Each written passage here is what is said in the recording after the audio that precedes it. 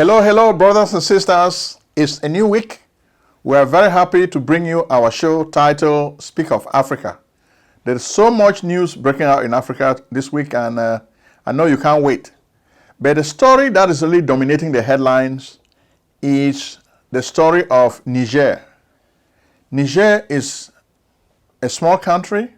It's big in size, but very poor, but it is resource rich. We've been talking about Niger the last few weeks on this show because that's where all the attention is. You guys keep sending us all the videos, pictures, so you want us to talk about Niger. As we told you, this is your show. Whatever you want us to talk about, that's what we'll talk about. So we've just realized that the focus on Africa now is Niger, Niger, Niger. So whatever you say, the people want us to talk about Niger. So we're going to talk about Niger. But before we begin, we want to say thank you to all our subscribers. We are really appreciating the fact that a lot of you are subscribing to the show. We thank you for the confidence and trust you've placed in us. If you are watching the show for the very first time, we are telling you, watch the subscribe button. Hit that button. Subscribe, subscribe, subscribe. Right now, you know we don't really have Facebook anymore, but we have afrizi.com. So we're asking you to also share stories on that. Then we also have WhatsApp. You can share stories with us on WhatsApp because we want to reach a lot more people and you're helping us to achieve that goal. So we say thank you very much. If this is the first time you're watching Speak of Africa, we welcome you to our family and we say thank you. For the businesses that are supporting our show, we start first with Lucille Ojong Care. And Ojong Care is a bridge between a traditional doctor's office and an emergency room in a hospital. So it gives you the best of both worlds. So we have Lucille Ojong Care. Already Google is doing a good job promoting us. You can see how we're rising up in the ranks in Google. Lucille Ojong Care. We're getting more patients every day. They are coming. Then we also have Dominion Academy. Last week we asked you to support Dominion Academy. Go to Dominion Academy and take some lessons. It's going to help you. If you have a family member who has just come from Africa, help them to take the classes so that they can earn a little bit more. Instead of washing dishes the way some of us started life in America, they can start with a better work environment. Okay? Then finally, by Tech 97, we cannot forget to remind you to take the classes from by Tech 97. IT is hard. A lot of classes in IT will help you get good jobs. So many people are getting good jobs in IT. So we encourage you to take the classes from by Tech 97 and get a good job. Yeah, much of what is happening in Africa today when we look at the news is anti-French feeling. When you look at that entire Sahel region, starting from Burkina Faso on the left, moving clockwise to Sudan, you just look at the heart of Africa has just been transfixed with coup d'etats. Burkina Faso, Mali, Guinea, Chad, Sudan. It's like Africa has become the land of coup d'etats. But you ask, why are coup d'etats so prevalent in Africa? That's the question you guys want us to address. Well, bad governance is like a fertile soil for coup d'etats. You remember in the Bible, Jesus in the parable of the sower. So if you want to sow on good soil. So if you want to sow coup d'etats, sow them in a place where there's bad governance. Whenever there's no rule of law, you invite coup d'etats. And that's even why you have having them every day. You had the coup d'etat in Burkina Faso. In fact, 2 coup d'etats in Burkina Faso recently. Paul-Henri Damiba kicked out Marcel Kabore. Then it didn't take long. He was kicked out by Ibrahim Traoré. Okay?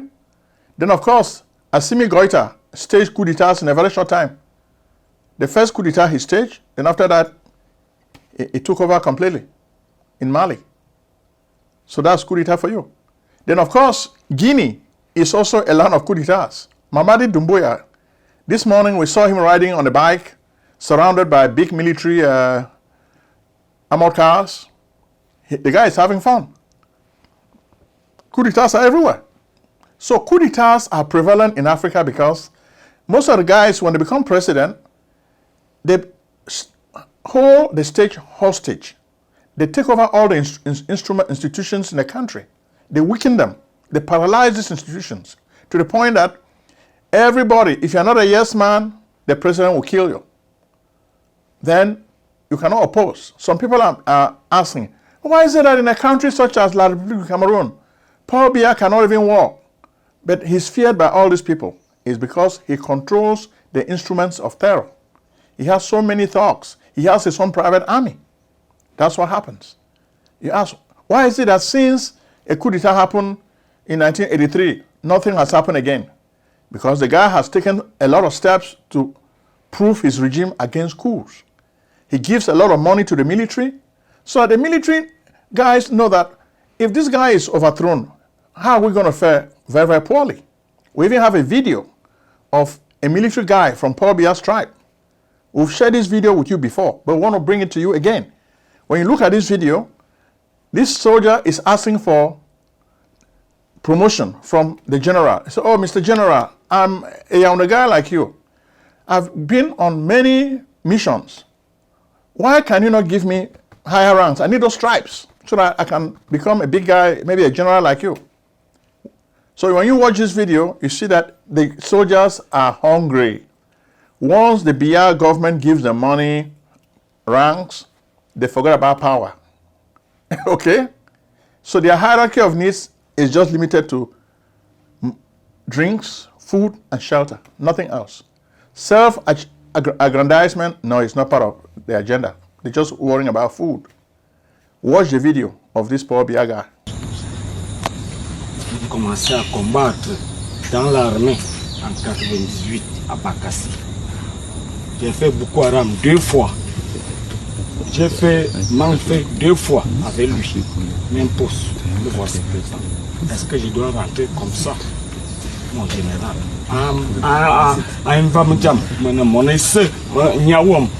Ça va, bon, j'ai compris. Vous avez encore bien compris. J'ai très bien compris. Thank you for watching the video. So, but you can see that how can you have a coup d'etat when you have a regime where the soldiers have been fed with so much money to a point that they don't really see why they should be organizing coup d'etats. So it's not good business for them because already the Biya government allows them to do whatever they want. They make the law, okay? They kill, so they don't have to wait for any court to tell them to kill or punish you. They will kill you in a heartbeat. So that's what happens. And which is why in the Anglophone region of Ambazonia, a lot of killings are going on because the people kill with impunity. They can do whatever they want. Mr. Biya will just turn a blind eye and say, okay, continue killing. I'll protect you from the international community, okay? That's what will happen. So that goes on. Say something. Fellow Ambazonians, good morning, good afternoon, good evening, wherever you are. This is your mama, Ntax Kumi, representing in Diversity Festival in Hanover. I always encourage you that wherever you go with Ambazonia. That is what we are trying to do as Takumen to help our advocacy program.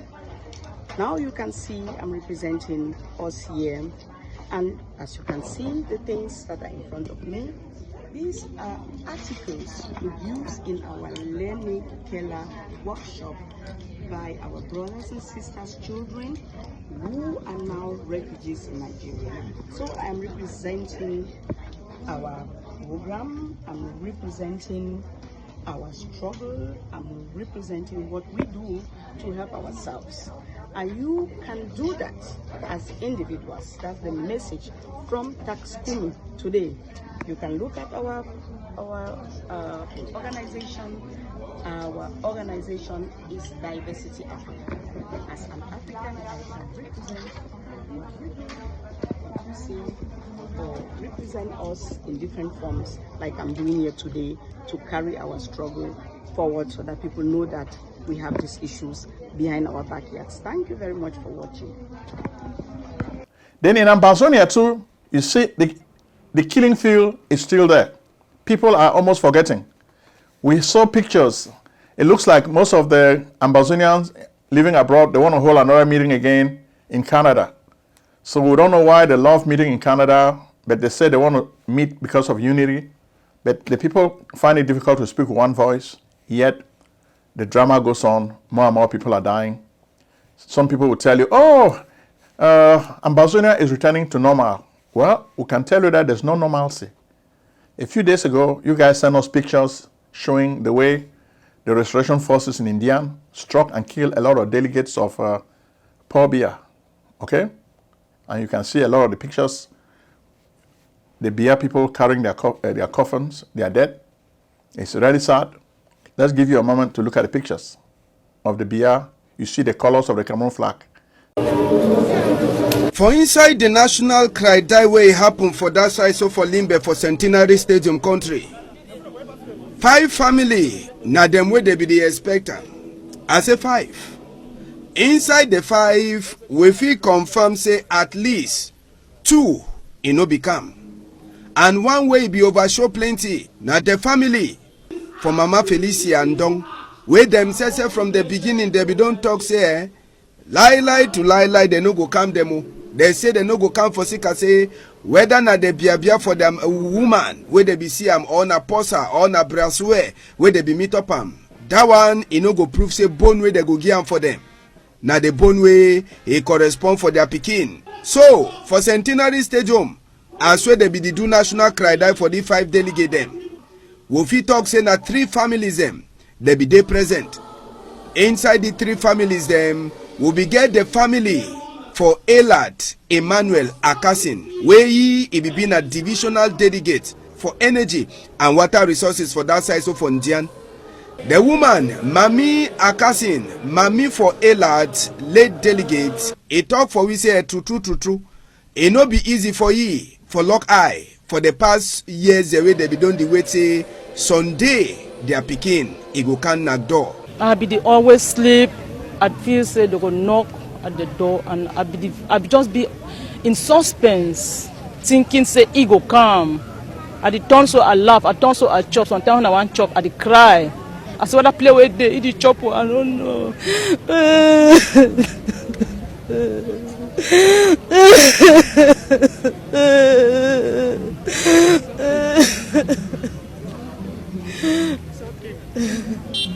Well, this shows you that the pain is everywhere. They get angry, they just kill innocent civilians. But the Bui warriors are taking the flag of Ambazonia to a very high position. The Bui warriors are really doing a whole lot of damage. We hear some of the commanders high in Biya's regime have been fallen, and they're having people crying every day because most of them are not returning home. So it's like Cameroon has become a land of the dead. Every day, you only see people dying. If it's not people dying on bad roads, like I saw pictures of the road leading from Marwa to Kuseri in the north, extreme north area. The roads are just so terrible. Just imagine, these people are paying taxes, yet the government cannot give them a good road. Isn't that sad? But that's the reality the people are living under. And you see that while the people are living under this kind of regime, the French are enjoying, which is why you see a lot of anti-French feeling. We have so many videos. In fact, some of these videos seem to be coming from TikTok. I'm suspicious of TikTok because I know the hands of China are everywhere. But TikTok is producing a lot of these videos that are anti-French. So you can tell the French and the Chinese are not friends. Yeah? So they're showing you the way the African people are rising up. In fact, with the coup d'etat in Niger, the story is different. The story the military junta is telling is they are patrons of democracy. Isn't this ironic? The military junta unseats a democratic government, but they tell you they decided to unseat this government because they are patrons of democracy. So this is really like, they say life is ironic. In literature, I used to hear about the irony of life. This is a very good example, an interesting example of that. The junta is playing politics and playing with the crowd. So when people see these big crowds, they ask, oh, Prince Ojong, it looks like these people have a lot of support from the people. Well, that's the story of Niger. That's the story the military junta wants to tell you. That's the narrative of the military junta. It will not take long. The people who were trying to protest against the military junta were driven away. They were chased away from the presidential palace. They did not allow them to protest. But you can see the way the military junta is filling stadiums with people just to make the world see that the coup has a lot of legitimate support. Who are they fooling?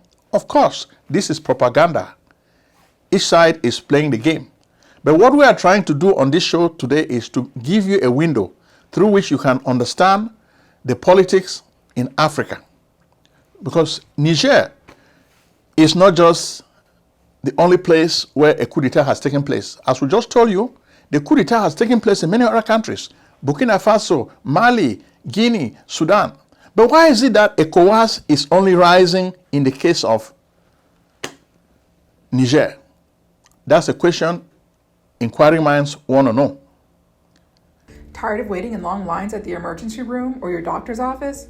You should be. Why wait in long lines for care? It's time for you to come to Lucille Urgent Care. Real care, no waiting. Lucille Urgent Care, the best place for true and loving care. Service at Lucille Urgent Care is convenient, fast, time efficient, affordable, accessible, transparent, and cost effective. Royal treatment is your right. Indeed, it's not just a privilege or pejorative. Skip the emergency room's long lines, kiss the ER goodbye, say farewell to your old doctor's office, pay less, save time, enjoy the excitement of convenience, receive immediate treatment, get the healthcare you need quickly and affordably. Lucille Urgent Care offers many express services: rapid COVID-19 testing, on-site prescription, preventative lab services, imaging and x-rays, urgent medical treatment for common illnesses and injuries, routine vaccines and flu shots, work-related injury services, pre-employment, occupational, annual, and sports physicals, immigration exams, and much more. Same-day treatment, rapid lab results, extended hours, weekend hours, no appointment necessary, no insurance necessary, no doctor necessary, walk-ins accepted, telemedicine available. We are open 7 days a week with evening and weekend hours. We are located in Maryland. Lucille Urgent Care, 903 Half York Road, Towson, Maryland, 21204. Website, lucilleuc.com. Call at 443-275-1286 or 301-593-4897.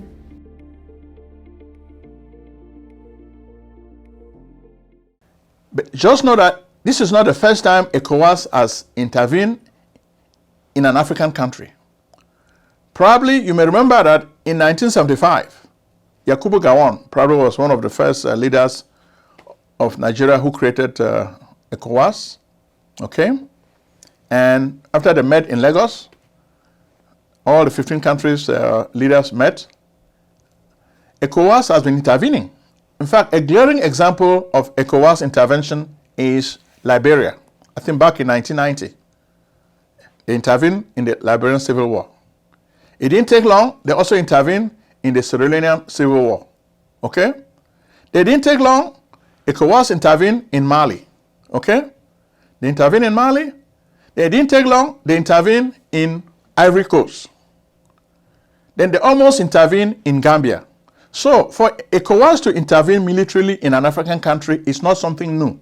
People may make you feel like, oh, this is the first time ECOWAS is intervening to stop a military takeover. No, ECOWAS has been intervening. The last time they were ready to storm into Gambia, when Yahya Jammeh saw that they were ready to go, that's when Yahya Jammeh decided to blink.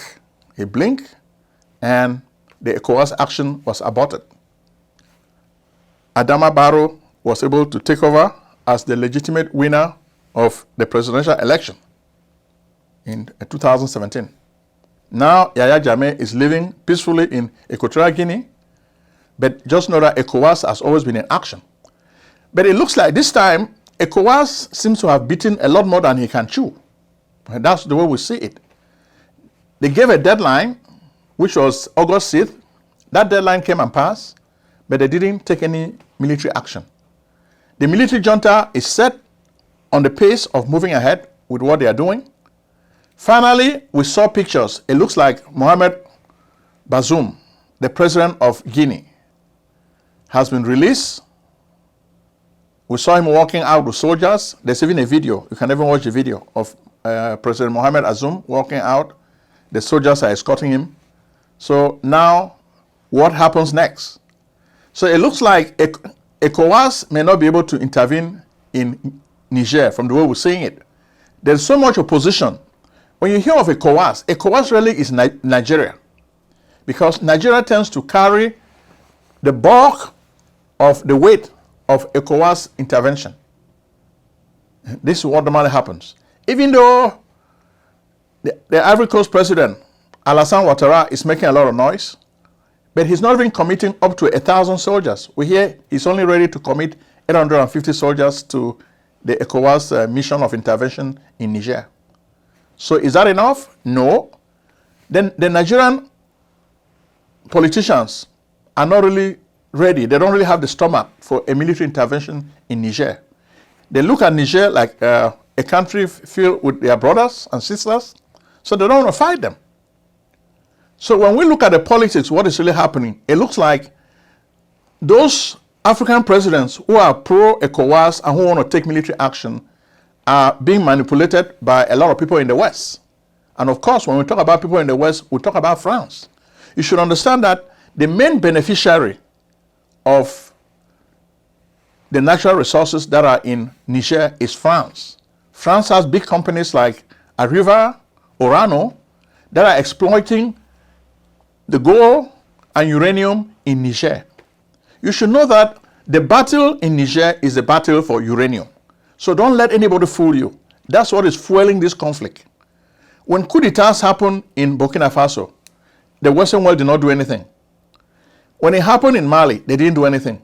When it happened in Sudan, they didn't do anything. How come now they want to do something in Niger?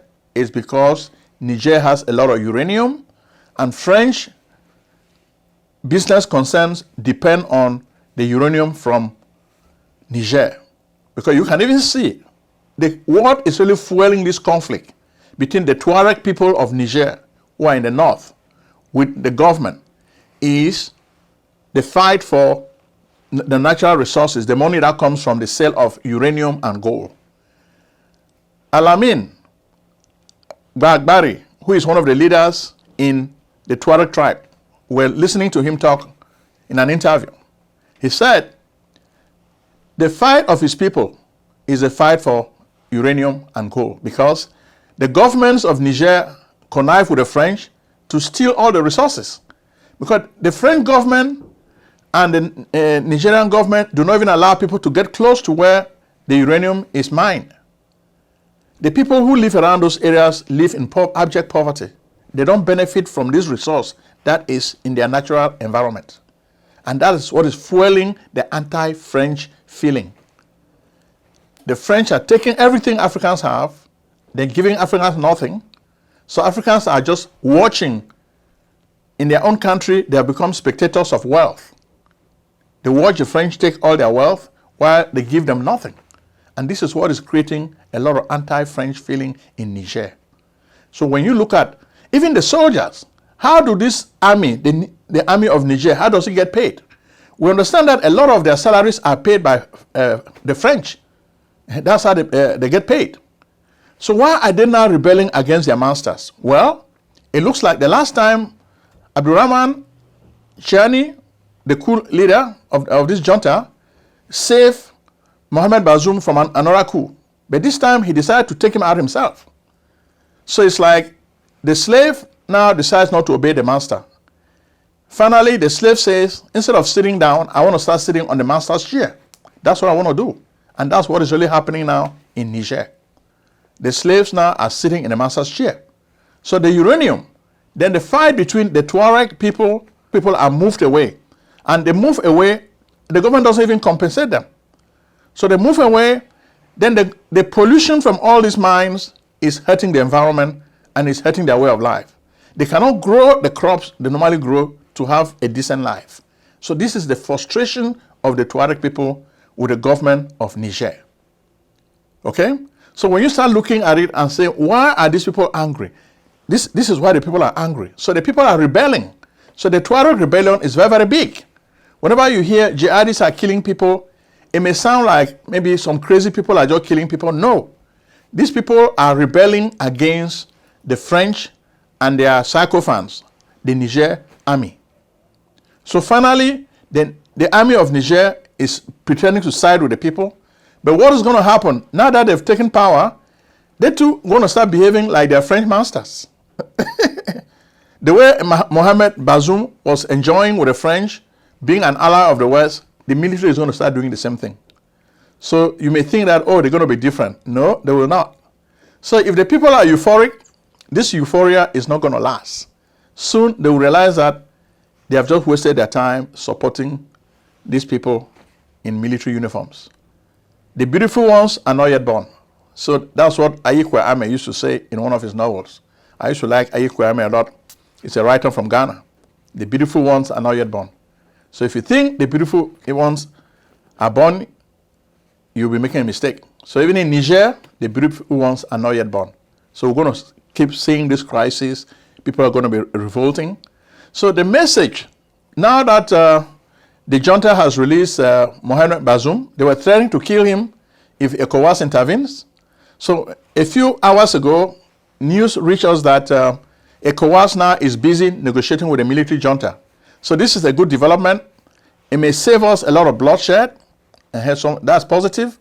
But we see it as a way for the military junta to jockey for power. They are just maneuvering. They are doing the same thing Guinea did. They behave like, okay, we're going to listen to what ECOWAS is saying. Then they backpedal. Then now, Mamadi Doumbouya is firmly entrenched on the seat of power. What can ECOWAS do? Sanctions are not only hurting the military junta. Sanctions are hurting but the people of Niger, which is why even the Nigerians who live in Niger, the people from Bola Tinubu's country, they are saying that Bola Tinubu should not intervene in Niger. They want to live in peace in Niger. Over 1 million people from Nigeria are living in Niger. These are people from Bola Tinubu's country. They don't want military action. Right now, we are in support of the land. We are in support of the people of the nation. Yes. We don't want problem in this land. We have been in this nation for many years. Nigerians are more than 1 million in this city alone. Nigerians are all over the place. Yes. And we have been living peacefully for years. And even right now, we don't want anybody that will bring problem to us in this nation. So that is why we have gathered. To let the whole world know, and to let the Niger Republic know, the government, even our government over there in Nigeria, that we are in full support of the nation. Wherever they stand,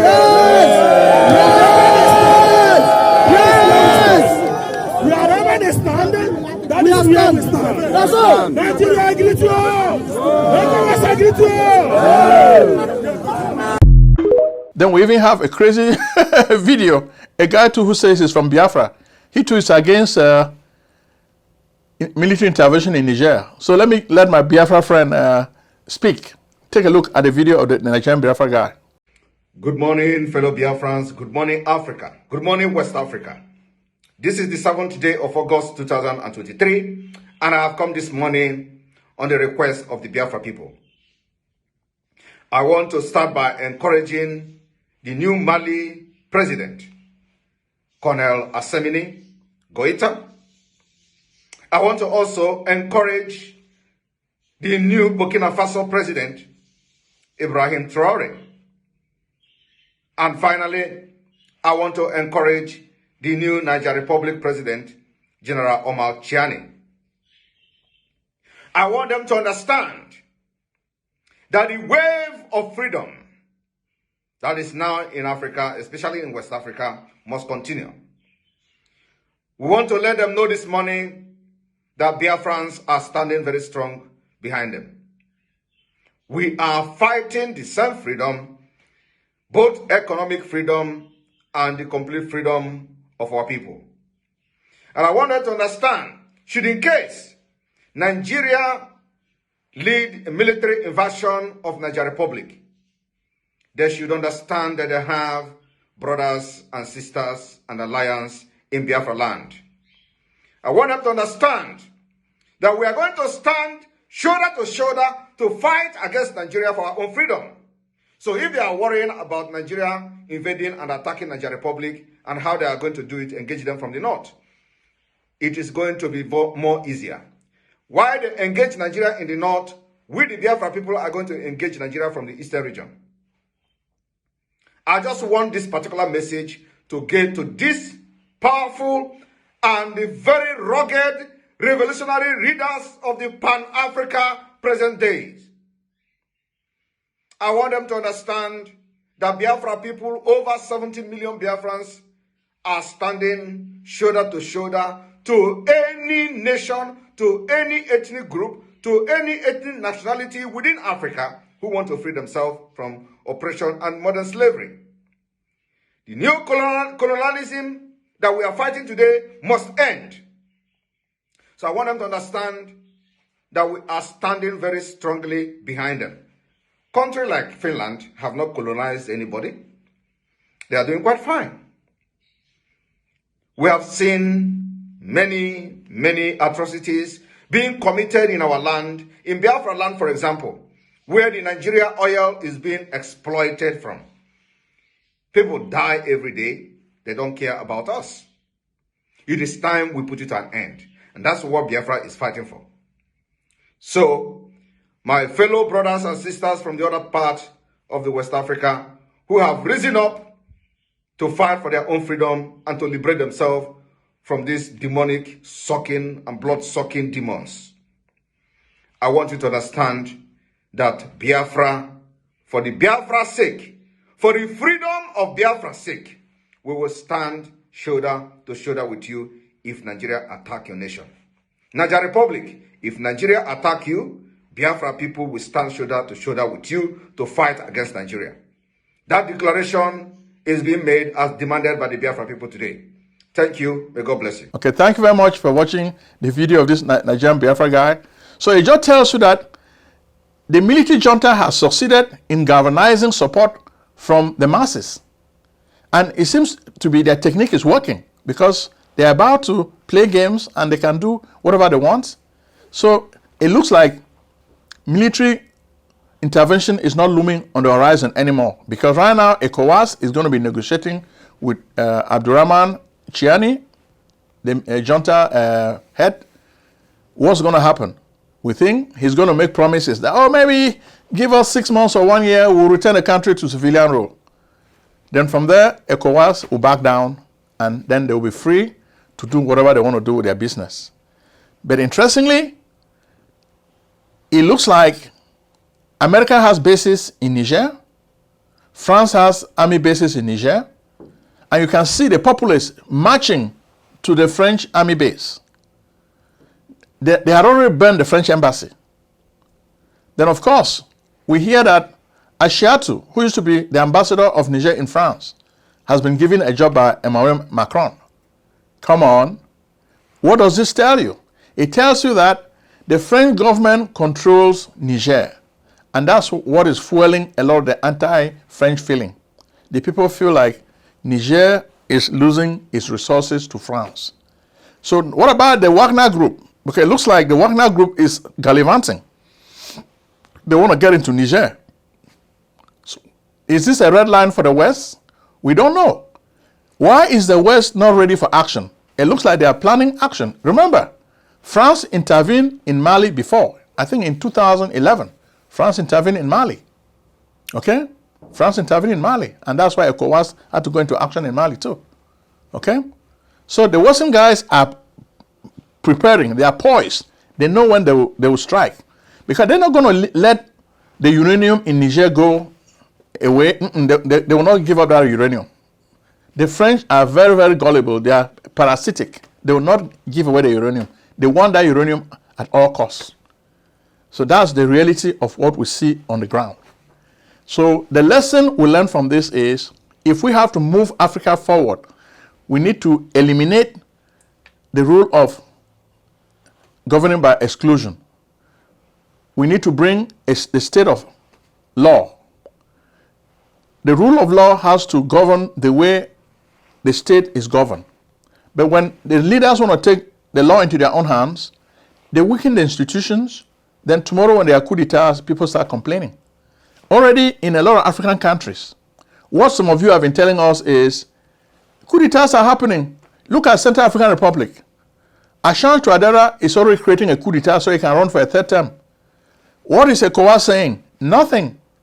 But when a military leader goes in now and kicks him out, ECOWAS will start complaining, oh no, democracy is dead. Russia is making fun of Western hypocrisy. And that's why Africans are flocking to the side of Russia. Africa is moving to Russia because Russia is playing the propaganda game better.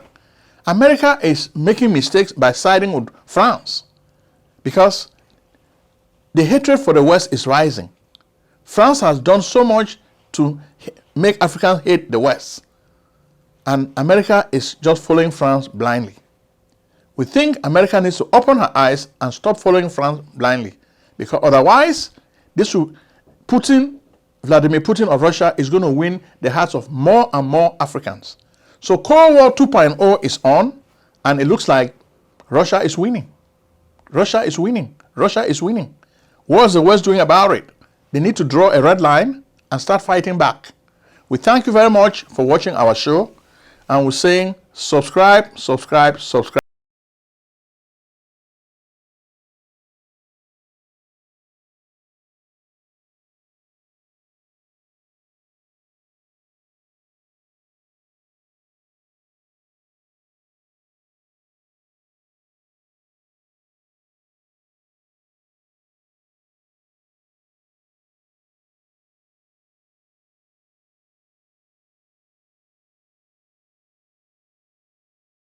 HTC.com.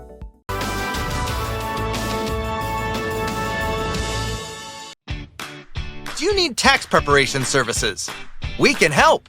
Contact PJ Tax Service, America's only full-time income tax preparers. Like the good old doctor, we do not close our doors after April 15th. In fact, we stay open all year round in order to serve you. We are located at 11207A, Lockwood Drive, Silver Spring, Maryland, 20901. Make an appointment today with Prince Ojong, your tax expert. Call 240-350-1131 or visit us on the web at www.pjtaxservice.com.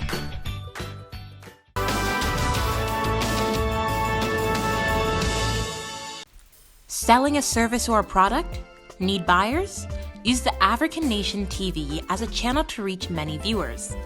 Act now and call Prince Ojong at 240-350-1131. That's 240-350-1131. Act today.